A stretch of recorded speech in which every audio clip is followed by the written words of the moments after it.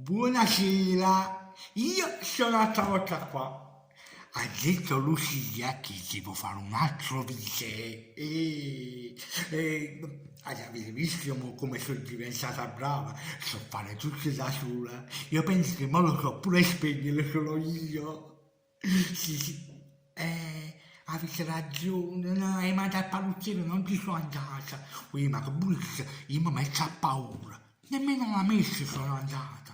Pensate che donna Filomena è andata addirittura dal Papa per chiedere la grazia per poter raccontare la sua storia. E per me che sto fatto? Sto buttando su casa. Sì, ci volevo andare pure io dal Papa. Vabbè, adesso non mi voglio sproloquire, perché mi ha detto il pollice che si ha detto Lucia che gli ha riferito donna Filomena che dobbiamo parlare, ma non dobbiamo parlare. E quando è bene la Maronna, a donna Filomena voglio bene più e una sola, pure sì, solo non sento.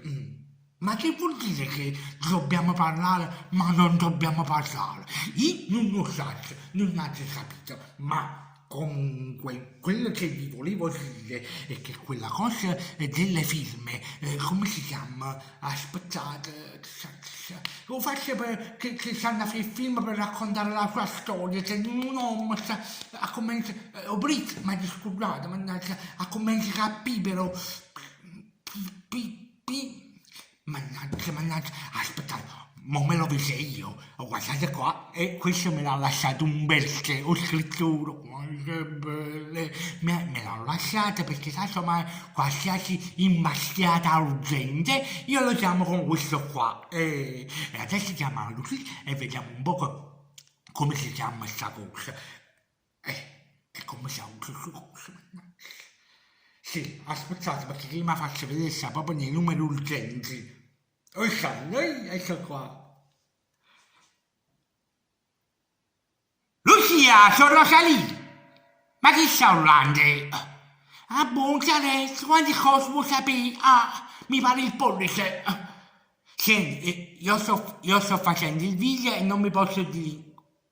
Sto facendo il video mentre sto parlando al telefono così, ma tu quante cose vuoi sapere?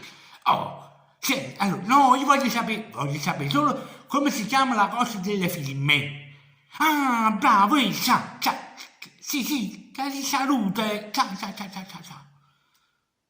Vi saluta Lucia e petizione, così si chiama la cosa delle firme, petizione. Mi ha detto Lucia che hanno firmato più di 400 persone e a me questa cosa mi commuove assai, perché queste persone che non conosco nemmeno per nome hanno firmato, quindi grazie assai e vi raccomando filmate ancora, perché quella la storia di donna Filomena è bella assai, ma assai.